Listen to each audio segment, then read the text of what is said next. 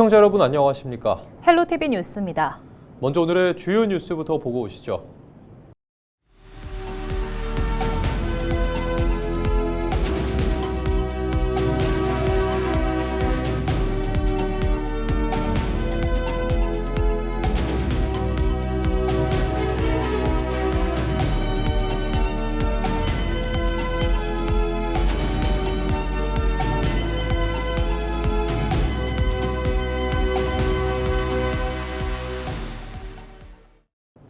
속초 영랑호 관광단지 조성 사업이 속도를 내고 있습니다.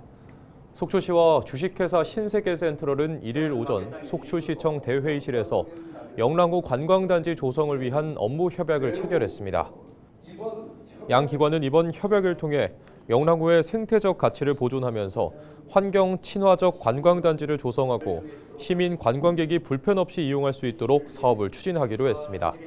신세계센트럴은 1조 원을 투자해 오는 2031년까지 영랑호 일대 131만 제곱미터 부지에 호텔과 리조트, 뮤지엄, 야외 식물원 등을 조성할 계획입니다. 고품격의 어떤 리조트 산업, 또 웰니스, 요즘 추구하는 워케이션 이런 것과 맞물려서 아마 속초의 관광 수준을 한 단계 올릴 수 있지 않을까, 저는 그렇게 기대하고 있습니다. 속초시는 지난달까지 중앙부처 협의와 강원특별자치도 도시계획위원회 심의를 마쳤고 이달 중 영랑호 관광단지 조성사업 지정을 승인받는다는 계획입니다. 우상호 더불어민주당 강원도지사 후보가 철원을 찾아 접경지역 민생 공약을 발표했습니다. 우 후보는 민통선 5km 북상과 청정에너지 고속도로 건설을 골자로 하는 접경지역 발전 전략을 공개했습니다. 우 후보는 접경지역 주민들이 안보를 위해 감내해온 희생에 대해 국가가 확실히 보상하겠다며 청정에너지 고속도로에서 발생한 수익은 연금 형태로 주민들에게 환원하겠다고 약속했습니다. 원창묵 원주시장 예비후보가 1일 기자회견을 열고 학부모와 아이를 위한 가족 행복 공약을 내놨습니다. 원창묵 예비후보는 우선 꿈이 이룬 바우처 사업을 중학교까지 확대할 것과 아동 청소년을 위한 문화예술센터를 조성하겠다고 밝혔습니다. 이와 함께 어린이 놀이터 테마공원과 애견 동반 가족공원, 아동 전문병원 설립 등을 약속했습니다. 미래는 결국 아이들에게 달려 있습니다. 아이들이 웃어야 가정이 행복하고 가정이 행복해야 도시가 건강해집니다. 교육도, 문화도, 놀이도, 의료도, 돌봄도 원주시가 책임지는 원주시를 만들겠습니다. 원창묵 예비후보는 또 다함께 돌봄 확대를 위해 건물 신축 대신 기존 아파트 단지 내 부대시설을 활용하겠다고 말했습니다. 춘천시가 재생에너지 생산을 늘리는 에너지 자치도시 전환 계획을 추진합니다. 춘천시는 전력 소비 증가에 대비해 2035년까지 재생에너지 500메가와트 규모의 설비를 추가로 구축하겠다고 밝혔습니다. 이를 위해 소양강 댐과 춘천댐에 320메가와트 규모의 수상 태양광을 설치합니다. 또 남면, 신붕읍 등 햇빛 소득마을 5곳을 만들어 에너지 발전 사업을 통해 주민들이 수익을 공유하는 체계를 만들 계획입니다. 이어서 육동한 춘천시장의 브리핑 발언 들어보겠습니다.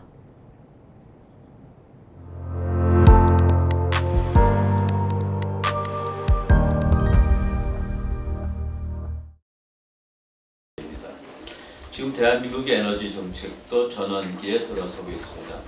정부는 2030년 NDC 이행을 위해 재생에너지 100기가와트 확대를 추진하고 있습니다. 동시에 분산에너지 특화지역 확대와 아리백 산업단지 조성도 본격화하고 있습니다.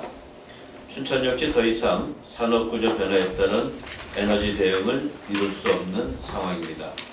AI 데이터 센터와 첨단 산업, 기업 혁신 파크와 역세권 개발, 수열 에너지 융복합 클러스터, 그리고 최근에 부상되고 있는 은퇴자 마을 조성 등 앞으로 연간 2,648기가와트 이상의 추가 전력이 필요하게 됩니다.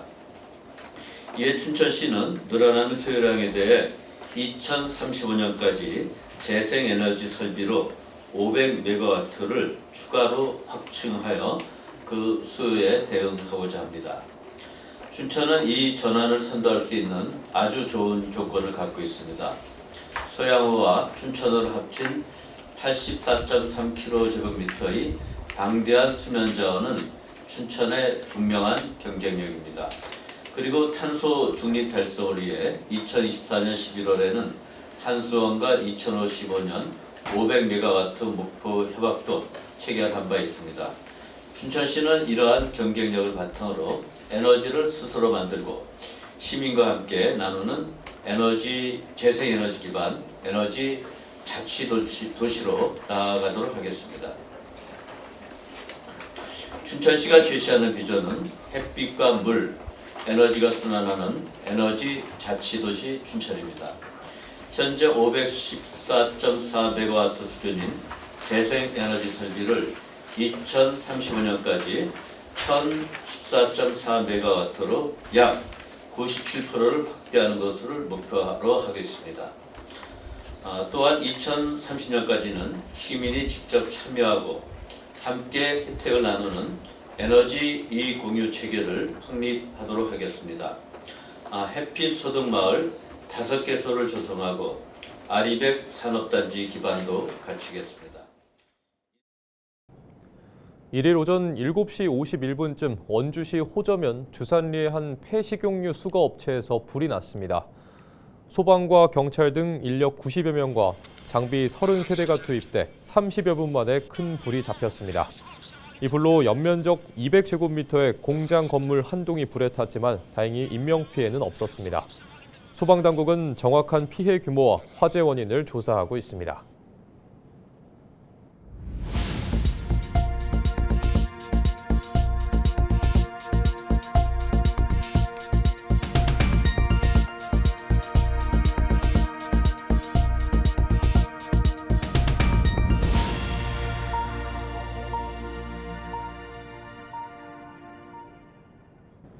강원특별법 3차 개정안이 국회를 통과했습니다. 다만 국제학교 등 일부 핵심 특례는 이번 개정안에서 제외됐는데요. 강원자치도는 조만간 4차 개정안을 통해 특례를 반영시키겠다는 계획입니다. 정승환 기자입니다. 강원특별법 3차 개정안이 마침내 국회 본회의를 통과했습니다. 법안이 발의된 지 1년 6개월 만입니다. 이번 3차 개정에는 도가 당초 추진했던 37개 주요 특례 사항 중 29개가 반영됐습니다. 수소와 핵심 광물, 지역 특화 관광산업 육성을 위한 조항은 원안대로 처리됐고 폐광 지역의 석탄 경석 자원화와 평창 동계올림픽 시설 양여 특례 등은 정부 부처 의견에 따라 일부 수정됐습니다. 다만 핵심 특례로 꼽혔던 국제학교와 강원과학기술원 설립 등 11개 특례 사항은 이번 개정안에서 제외됐습니다. 2차 개정안의 수용률보다도 사실 좀 높을 겁니다, 이게. 그런데도 우리가 마냥 기뻐할 수만은 없는 게 왜 정부와 국회는 통합법에는 그렇게 열의를 보이고 왜 이런 특별자치도법에 대해서는 그렇게 소극적인지 여기에 대해서는 유감을 표합니다. 강원도는 4차 개정을 통해 이번에 담기지 못한 특례를 반영한다는 계획입니다. 정부 반대로 반영되지 않은 특례와 전남 광주 통합특별법에 담긴 특례를 중심으로 이미 150개 안팎의 조항을 검토 중입니다. 강원자치도는 이르면 4월 중 4차 개정안을 발의할 계획인데 도 출신 의원실과 협력해 여야 공동 발의도 추진한다는 방침입니다. 헬로티비 뉴스 정승환입니다. 강원특별법 3차 개정으로 동해안 해안 침식 문제를 연구할 국가기관 건립도 가능해졌습니다. 연구센터 부지 제공의 법적 근거가 마련된 건데요. 앞으로 연안 재해 대응의 핵심 거점이 될지 주목됩니다. 최성식 기자가 보도합니다. 백사장이 사라지고 해안도로까지 위협받는 동해안. 기후변화로 인한 해수면 상승과 고파랑 영향까지 더해지면서 해안 침식은 여전히 진행 중입니다. 해양수산부가 지난해 연안 침식 실태를 조사한 결과 침식 우려 지역 비율은 전년보다 줄었지만 언제든 다시 악화할 수 있다는 우려가 나옵니다. 과거보다 더 빈도도 줄고 파도의 에너지도 줄어서 해빙 폭이 넓어지고 단면적이 넓어진 것으로 좀 추정은 되고요. 물속의 수심이 깊어졌고 육상에는 넓어졌다고 하더라도 이거는 뭐 고파랑의 빈도가 조금 늘어나고 이러면 그 등급이 다시 안 좋아질 수 있습니다. 때문에 해안 침식이 심각한 동해안에 국가 차원의 방제 연구 시설 건립 필요성이 꾸준히 제기돼 왔습니다. 바로 연안 항만 방제 연구 센터입니다. 해양수산부와 강원특별자치도는 이곳 강릉시 옥계면 강원경제자유구역 내 수리실험과 연구분석, 교육이 가능한 국내 최대 규모의 연안항만 방제연구센터를 건립할 계획입니다. 실제 해양수산부와 강원특별자치도는 지난 2021년 방제연구센터 건립을 위한 업무 협약을 체결했습니다. 강원도가 부지를 무상 제공하고 해수부가 연구센터를 짓는 방식입니다. 하지만 사업은 예상치 못한 난관에 부딪혔습니다.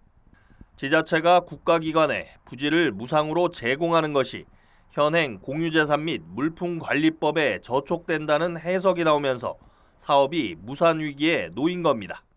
그런데 강원특별법 개정으로 상황이 바뀌었습니다. 강원특별법 3차 개정안이 31일 국회 본회의를 통과하면서 연구센터 부지 제공에 법적 근거가 마련된 겁니다. 해당 법안에는 경제자유구역 공유재산 임대에 관한 특례가 반영됐습니다. 도지사가 경제자유구역 내 강원도 소유 토지를 국가기관에 사용 또는 임대할 수 있도록 했습니다. 특히 토지 임대 시 연구시설물 설치도 가능해졌습니다. 연구센터가 들어서면 대형 수조 실험을 통해 파랑과 침식 과정을 재현하고 연안 재해 예측과 대응 기술 개발, 전문 인력 양성까지 수행할 수 있게 됩니다. 지금 기후 변화로 인해서 그동안 동해안의 연안 침식, 그다음에 고파랑, 그다음에 월파 뭐 이런 여러 가지 그 해양 재해가 일상화되고 있는 상태입니다. 예, 그래서 그 여기에 이제 사전적으로 대응할 수 있는 국가의 실험 연구 시설이 들어올 수 있게 된 게 굉장히 우리 강원도에 큰 역할을 할 거다 이렇게 생각하고 있습니다. 현재 한국조세재정연구원이 사업 타당성 재조사를 진행하고 있어 결과가 나오면 연안 항만 방제연구센터 건립 사업도 본격 추진될 전망입니다. 헬로티비 뉴스 최성식입니다. 구자열 원주시장 예비후보가 31일 기자회견을 열고 강원특별자치도의 경제 기능을 원주에 두자고 제안했습니다. 구자열 예비후보는 춘천에는 행정, 원주에는 경제, 강릉에는 관광 등 3축 체계로 전환해야 한다고 주장했습니다. 실제로 강원 제조업 생산의 52.1%를 담당하고 있는 원주가 정작 이를 지원할 행정 인프라에서는 철저히 소외되고 있다며 이같이 말했습니다. 지금 필요한 것은 기능 분산입니다. 도 본청은 춘천에 두되 경제, 산업, 기업 지원은 그런 기능은 원주로 분산해서 강원도 전체의 균형 발전을 실현해야 할 때라고 주장합니다. 강원도는 이미 강릉에 글로벌 본부를 설치했고 지역 균형 발전의 첫걸음을 내딛었습니다. 구자열 예비후보의 이 같은 공약은 우상호 도지사 예비후보와 논의된 사항은 아니라고 선을 그었지만 강원도 차원에서도 반기는 일일 것이라고 밝혔습니다. 의료기관이 부족한 농산촌 지역에서는 진료를 받기 위해 다른 도시로 이동해야 하는 경우가 많습니다. 평창군이 원격 협진과 순회 진료 등을 활용해 의료 공백 해소에 나섰습니다. 인구 감소의 원인으로도 꼽히는 의료 공백에 실질적인 대안이 될 수 있을지 주목됩니다. 이다혜 기자입니다. 지난해 평창군 보건의료원에 문을 연 디지털 헬스케어 센터입니다. 안과 진료를 받으려는 환자가 시력과 안압 등을 측정합니다. 그런데 이어지는 진료 모습이 여느 병원과는 다릅니다. 모니터와 카메라를 앞에 두고 의사와 환자가 화면으로 연결됩니다. 원격으로 진행되는 안과 화상 진료입니다. 저희 녹내장도 한 번만 살펴봐 줄 수 있을까요? 다른 거 눈에 다른 문제는 없어 보이거든요. 사진 좀 해보니까 그래서 약만 좀 드시면 괜찮을 것 같아요. 정부가 의료 취약지에 허용한 정보통신기술 기반 원격 협진 서비스로 대학병원 전문의가 실시간으로 진료에 참여합니다. 환자들의 반응도 나쁘지 않습니다. 당뇨 등 만성질환 환자는 정기적인 안과 검진이 필수지만 그동안 원주 등 다른 지역 병원을 찾아야 했습니다. 원격 진료로 이동 부담과 비용을 줄이면서 합병증 예방에도 도움이 된다는 평가입니다. 망막증이 있어가지고 병원 안과를 좀 정기적으로 다녔던 사람인데 여기서도 보니까 검사 기본적인 거는 다 해주시고 그 결과 나온 것 같고 원격으로 대학병원 선생님 같은데 그분이 다 그거를 기초로 해주시니까. 평창군 보건의료원은 실시간 화상진료뿐 아니라 환자 상태를 정밀하게 확인할 수 있는 장비를 구축해 비대면 원격 협진을 확대하고 있습니다. 안과뿐 아니라 원격 협진이 가능한 진료 과목을 늘리는 방안도 검토하고 있습니다. 안과 같은 경우에는 저희가 직접 환자와 같이 대면하는 방식의 원격 협진을 진행하고 있고 그 이외에 신경과라든지 피부과나 이런 다른 과목들은 실시간은 아니지만 전산으로 어떤 진료 의뢰나 진료 상담을 하는 방식으로 세부 전문의와의 협진을 강화하고 있습니다. 평창군은 초고령화와 인구 감소로 인한 의료 공백을 줄이기 위해 원격 의료와 순회 진료를 대안으로 세우고 있습니다. 심뇌혈관 질환 등 고위험군을 대상으로 비대면 건강관리와 정기 모니터링을 실시하고 상급 병원과 연계하는 평창형 주치의 사업도 시범 운영 중입니다. 또 거동이 불편한 주민을 위한 재택의료센터 운영도 병행하며 지역 현실에 맞는 의료체계를 구축하고 있습니다. 의료 서비스를 받기가 여건상, 환경상 참 어려운 곳입니다. 그래서 우리 평창군에서는 주민들이 굳이 먼 도시로 이동하지 않더라도 지역 내에서 첨단 의료 기술과 재택의료 서비스를 활용해서 편리하게 건강관리를 받을 수 있도록 지금 지원하고 있습니다. 분만 취약지 문제 해결을 위해 산부인과 순회 진료 체계를 구축하고 분만 병원과 연계를 지원하는 방안을 마련하고 있습니다. 응급 상황에 대비해 상시 긴급 이송 체계도 함께 운영할 방침입니다. 의료 접근성이 낮은 취약지 꼬리표를 떼는데 원격 의료가 실질적인 대안이 될 수 있을지 관심이 모아지고 있습니다. 헬로티비 뉴스 이다혜입니다. 원주시가 최근 불거진 종량제 봉투 가격 인상 우려에 대해 가격 인상을 전혀 검토하지 않고 있다고 설명했습니다.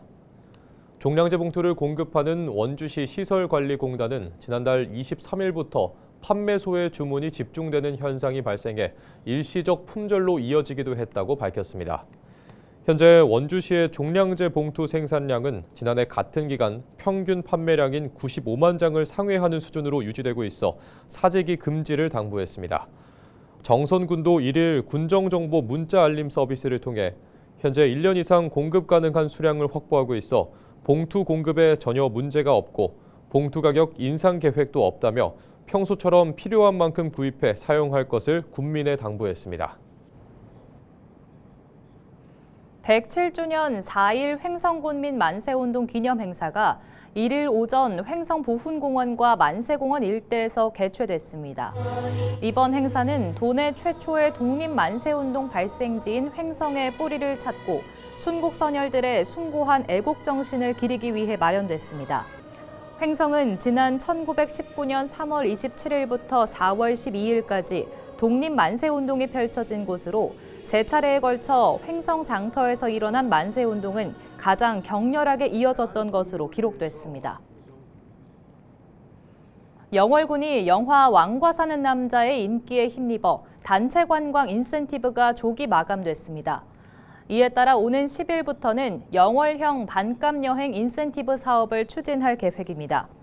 영월군은 이번에 추진하는 반값 여행 인센티브 사업을 통해 기존 단체 관광객은 물론 개인 관광객까지 지원을 확대할 예정입니다. 이상으로 뉴스를 마칩니다. 시청해주신 여러분 고맙습니다.